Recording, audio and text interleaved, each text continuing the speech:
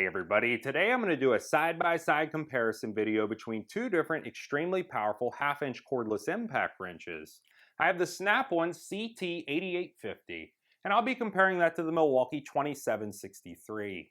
Now as far as each brand goes, these are the most powerful half-inch versions that they make, and a lot of people have asked me which one of them is more powerful. I went ahead and bought one of the Snap-ons brand new. We're going to do extensive torque testing with both of these, and we'll prove exactly which one has more power. We'll measure dynamic torque using a digital torque meter, proving how hard each impact can hit with each impact of the anvil, and then we'll also do extensive working torque testing. You'll know in forward and reverse what the maximum torque they can apply after a 15-second run time, and this is going to prove without a doubt which one of these does have more power. In addition to that, I will give you some side-by-side comparisons, and we'll go over exactly what the different features are and what's different between the two of these. Taking a look at the two impact wrenches side by side, we can see that the overall size and dimensions on them will be very similar. There is one thing to note, and that will be the angle of the head, because some people would prefer the straight-on angle of the Milwaukee, other people would prefer the offset angle of the Snap-on. This is going to be very similar to the Ingersoll Rand W7150. And let's say you're removing lug nuts and you don't want the battery pack hitting the tire, it would not do that with the Snap-on, where the Milwaukee may have a problem because the battery pack aligning up directly underneath the anvil has no offset and it could in theory hit a tire, preventing you from removing it. Now the Milwaukee does have a brushless motor, the Snap-on does have a brushed motor. So as far as the motors go, this would be more efficient and you should be able to get more work done per battery charge. As far as the weight goes, the Snap-on would be the winner with that, coming in at 7 pounds 5 ounces with a battery pack installed. And the Milwaukee's coming in at 7 pounds 8 ounces. Both tools feature the same style variable speed trigger, and the harder you press in on that, the faster the anvil is going to spin. To change the direction of the anvil, there's a switch just above that trigger that will slide left to right on each tool. If you press it all the way to one direction, it's going to be in forward. All the way in the other direction, it's going to be in reverse. And then the center position is a trigger lock to prevent you from accidentally activating the tool. Now, along with that, just above the trigger, you'll notice an LED light on each. And the Milwaukee is going to have a time delay. So rather than have to hold in on the trigger to keep the light lit up, it will have a delay, and as soon as you release the trigger, the light will stay on so you can use it as a flashlight. The Snap-on also has an LED light, however, it does not have a time delay. As soon as you release the trigger on it, the light's going to go off. And to keep the light on, you can just barely press on that trigger. It's not going to activate the tool, but it will light up what you're working on. The batteries on each impact are going to be on a slide rail system, with the Milwaukee having two red buttons on the front that you would press and hold, and the tool's going to pop right off. The Snap-on has one large black button on the top. You would press and hold that down, and the tool's going to pop off of it. And they each have a battery status indicator on the front. Both of these are going to be fully charged, and the difference between the Milwaukee and the Snap-on is the fact that they do have different speed or power modes with this tool. Just above the battery pack at the base of the grip, you'll notice another button with a 1 and a 2. If we press it on the trigger, you can see it's in speed or power mode 1, which is going to be a low speed and low torque mode. If we press that again, it's going to bump it up to max power, which would be a high speed and high torque mode.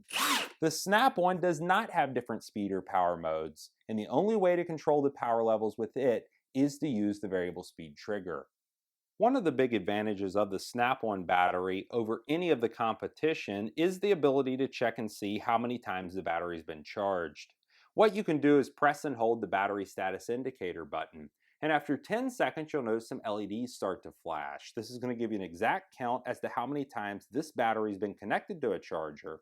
And if we notice it's flashing on the end, we saw 3 blinks at the last digit. That means it's been connected to the charger 3 times. If that was the second digit, it would have represented 30 times. The third light would have been 300 times, and the fourth light would have meant 3,000 times. This particular battery is covered under their warranty for 2 years or 1,000 charges, depending on which one comes first. So if you're looking at one, check the status of the battery and make sure you're still covered. Both impacts feature the same style half-inch friction ring or hog ring anvil. And unlike a pin detent version that would require you to press a pin in to install or remove a socket, these can be done with one hand and no additional tools. We'll just line it up with the end of the anvil, Press it into place and you can see now it's clicked in and it's not going to go anywhere. And then once you're done using it, you can just grab onto it and it's going to pop right off with no additional tools needed. One thing that you always will want to consider when you're looking at a tool is the overall price and how much it's going to cost you.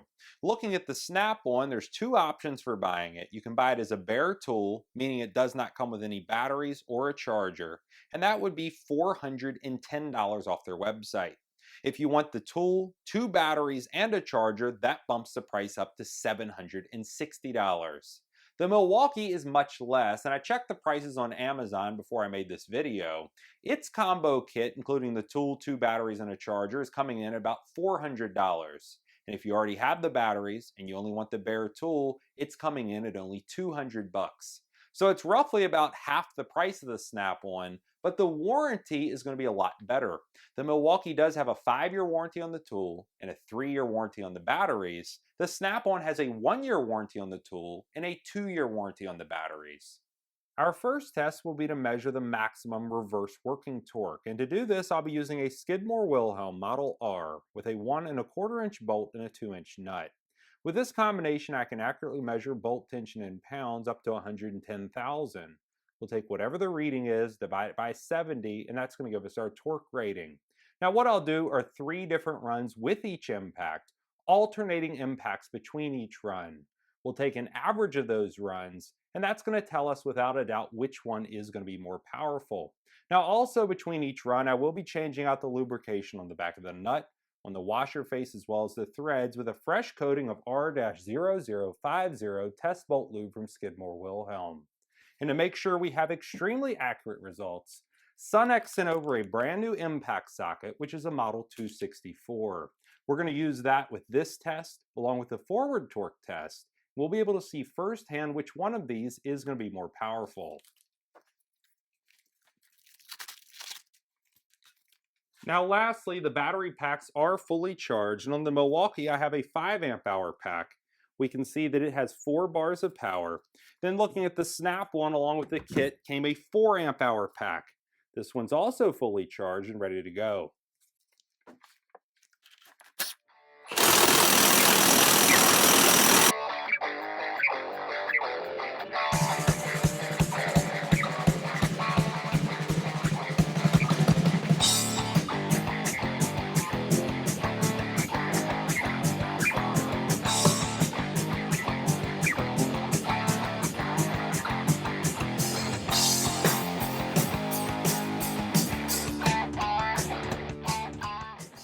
Now for a forward working torque test, I have a Skidmore Wilhelm Model M. This also has a 1 1/4 inch bolt and a 2-inch nut, but this has right-hand threads.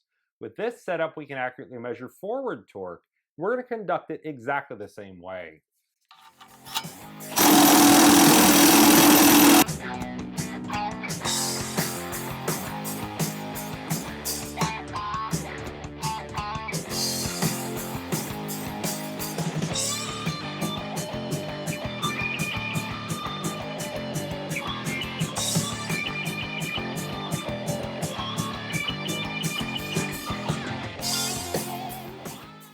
Okay, we just got done with all of our working torque testing in both forward and reverse, and the numbers were fairly consistent with each impact. The Milwaukee 2763 in forward had an average bolt tension of 60,667 pounds. Divide that by a factor of 70 because of the nut and bolt combination we're using, it means that its working torque rating in forward after a 15-second run time is coming in at 867 foot-pounds. In reverse, it was even higher, coming in at 70,667 pounds of bolt tension on average. Divide that by a factor of 70, and its maximum reverse working torque is 1,010 foot-pounds. The Snap-on was different, and it also didn't have extremely consistent runs, with forward having an average of 55,167 pounds of bolt tension. Divide that by a factor of 70, its maximum forward working torque is 788 foot-pounds. And in reverse, it was even less, coming in with an average of 50,667 pounds of bolt tension. Divide that by a factor of 70, and its maximum reverse working torque is 724 foot-pounds.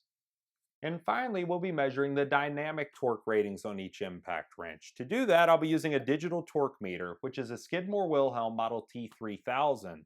This can accurately measure dynamic torque up to 1,000 foot-pounds, and it's going to show us exactly how hard each impact is hitting with each impact of the anvil. We'll be testing forward and reverse, and this is going to show us without a doubt which one of these is going to be hitting harder.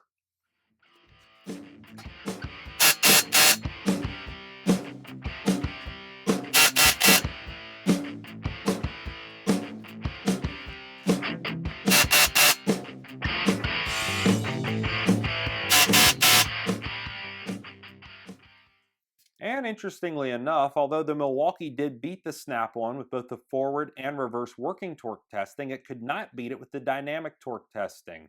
Now remember, this is showing exactly how hard each impact can hit with each impact of the anvil as far as a peak number. And the Milwaukee came in forward with a maximum of 421 foot-pounds.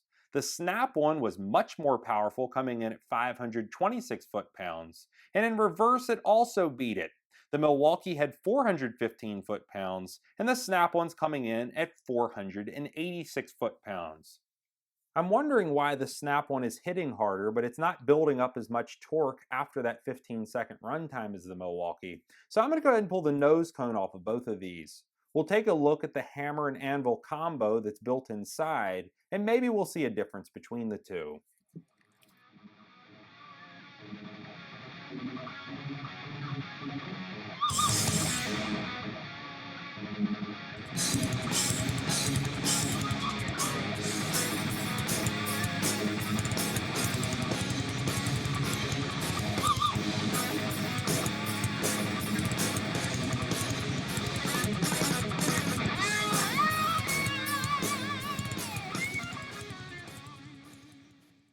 Well, after pulling these apart, I can tell you one thing is extremely apparent, and that is Snap-on has designed this specifically to allow you to service it very easily, and you only have to remove 4 screws.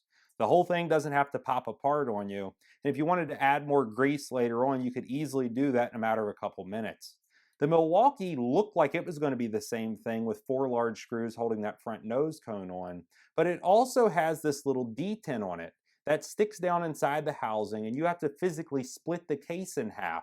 There were a total of 14 screws, and then I still had to remove the internals out of here to get that nose cone off.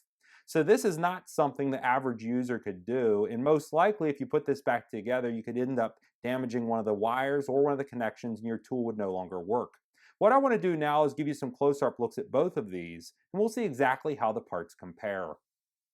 Taking a look at the Snap-on, you can see that the hammer mechanism, which is this circular part, is going to be a lot thicker and a lot more heavy-duty than the Milwaukee version. Along with that, the anvil, we can see the drive end on both are a 1/2 inch. However, look at the rest of it. The Snap-on version is much thicker and could take a lot more abuse, and this one would be more likely to shear off because it does not have as much mass to it. Along with that, with the heavier duty anvil and heavier duty hammer, that's why we were getting the higher dynamic torque ratings. Now I want to point out that the Snap-on is designed to be serviced, and you can see that the grease is coating everything very evenly. This is a brand new tool, and that's to be expected. However, the Milwaukee, coming in at roughly 2 years old and never being serviced, look how much grease is still in that hammer and anvil mechanism. Absolutely none, other than a very thin film, and that is a big concern to me. These are rated at being up to 5 years as far as a warranty, but I think that you may have to send it in before that, especially if you use this on a daily basis, because pulling it apart, number one, would void your warranty, and number two, I don't think that you could service this properly. Because you can pull the nose cone off the Snap-on, it would be very easy to add grease. If we take a look in there, just see how much grease is inside.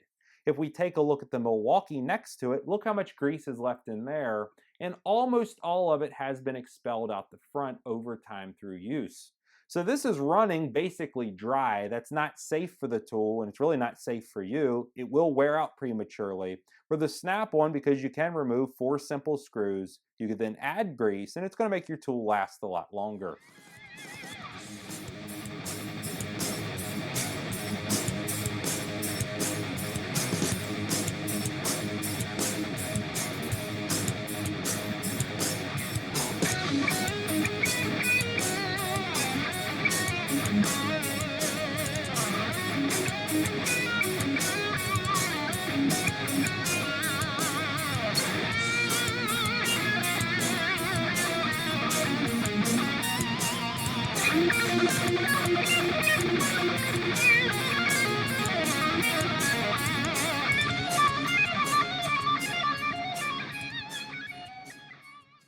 So now you've seen a fair side-by-side comparison between the Milwaukee 2763 and the Snap-on CT8850.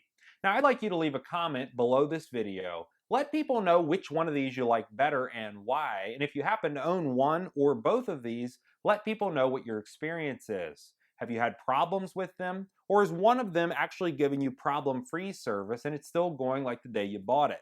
Now, I will say, as far as a user serviceability standpoint, the Snap-on is going to be a lot better choice. Removing that housing only consisted of 4 different screws, where the Milwaukee required me to take the entire tool apart. There were 14 screws, and I don't think most people could put it back together.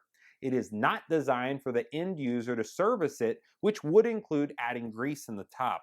That means that, let's say that goes out like it did with this gun, it's either going to run dry or it's going to break on you.